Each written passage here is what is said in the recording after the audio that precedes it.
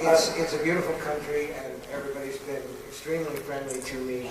And Heine did a wonderful job publishing this book, and as I say, they make great presents. You could buy 2 or 3. And I have a chance to do that later tonight as well. This is not a promotional appearance, but I do like to point that out. Not at the least. Germany, as we like to call it also, I mean, we had some troubles happening. Yeah, with you, huh? This is what the Backstreet Boys feel like, I think. Well, we're hopefully not scary. Up there. I should have worn a tuxedo. I tried to get a little more elegant. I hope you did, yeah. Helps that.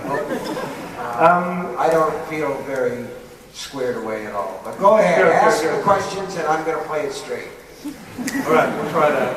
You actually also have an opportunity to ask some questions later, so if you want to think about some questions, start thinking now. Just one last thing about Germany. We like to call it the country of poets and thinkers, and we have a long... It works. That's why German is the language of poets and thinkers. I'm scared that there's nothing.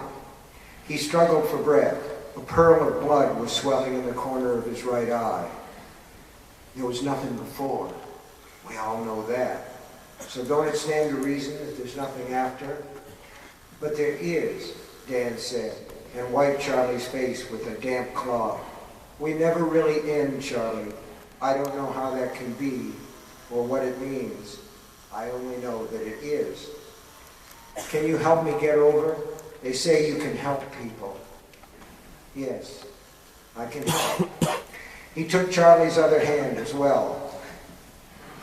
It's just going to sleep. And when you wake up, you will wake up. Everything is going to be better. Heaven? Do you mean heaven? I don't know, Charlie. The power was very strong tonight.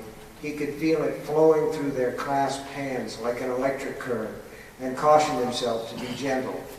Part of him was inhabiting the faltering body that was shutting down and the failing senses that were turning off.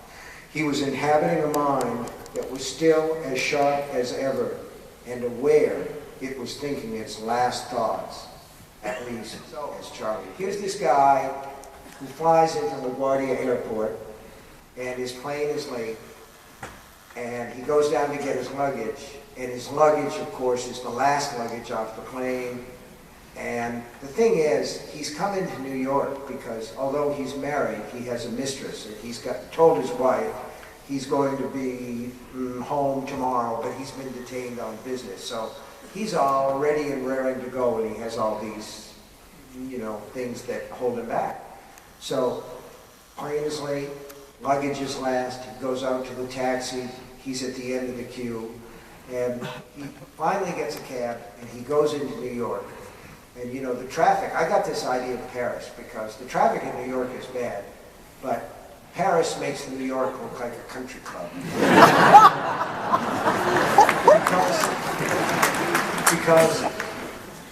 because they're all crazy. They're all crazy. They have a word for it, food.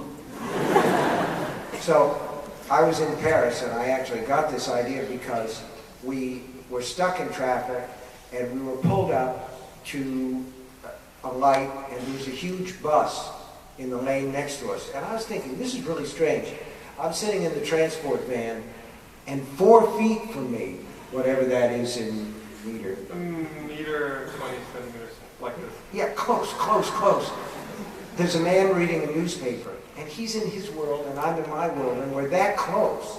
And he doesn't know that I'm looking at it, because one of the things that I love when I'm driving is to look at people when we're stopped. I like to look into their world because I'm a fucking snoop. I can't help it. So this idea came into my head. Now let's go back to the story.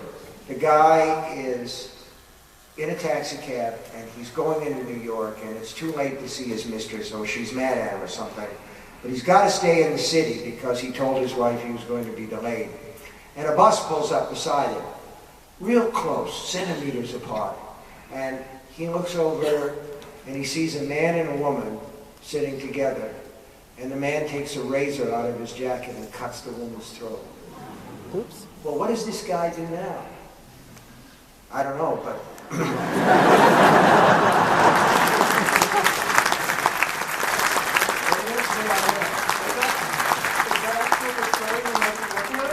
oh, it's not written down, it's just up here in my head. Okay, das ist eine Idee, die ihm gekommen ist, mehr oder weniger vor kurzem, auch als er in Paris war, für eine Geschichte. Vielleicht wird da auch mal irgendwas raus und Sie können es dann irgendwann lesen, von einem Mann, der seine Geliebte... ausgefransten Saum. Unten standen 2 Paar Sneakers, 2 Paar flache Treter und ein paar aufreizende, hochhackige Riemchensandaletten, ohne Korksohle allerdings. Und keine Spur von seinen ramponierten Reeboks. Dan konnte sich nicht daran erinnern, ob sie die Schuhe abgestreift hatten, als sie hereingekommen waren. Aber wenn, dann waren die Dinger im Wohnzimmer, an das er sich tatsächlich erinnerte. Vage. Vielleicht lag da auch ihre Handtasche. Womöglich hatte er ihr den Rest seines Bargelds gegeben, damit sie es sicher verwahrte. Es war zwar unwahrscheinlich, aber nicht unmöglich.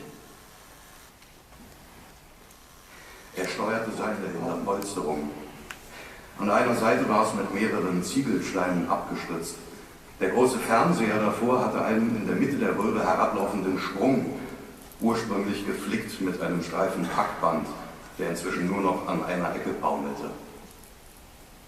Auf dem Band klebten ein paar Fliegen, von denen eine noch schwach zappelte. Dan betrachtete sie mit morbider Faszination und dachte nicht zum ersten Mal darüber nach, dass der verkaterte Blick die merkwürdige Eigenschaft besaß, in jeder beliebigen Umgebung das Hässlichste zu entdecken. Vor dem Sofa stand ein Couchtisch. Darauf befand sich ein mit Kippen gefüllter Aschenbecher, ein mit weißem Pulver gefüllter Plastikbeutel und eine Ausgabe von People, auf der weiteres Pulver verstreut war. Vervollständigt wurde das Bild von einem noch halb zusammengerollten Dollarschein. Er wusste nicht, wie viel sie geschnupft hatten, aber angesichts der Menge, die noch übrig war, konnte er seinen $500 in den Wind schreiben. Scheiße. Dabei mag ich Koks nicht mal. Wie habe ich überhaupt geschnupft?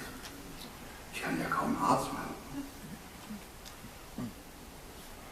Er hatte es gar nicht geschnupft, das hatte sie getan. Er hatte es sich aufs Zahnfleisch gerieben, langsam fiel ihm alles wieder ein. Die Todesfliegen auf der Toilette, die den Mund von Mr. Geschäftsmann als Ein- und Ausgang benutzt hatten und über die feuchte Oberfläche seiner Augen gekrochen waren. Der Dealer,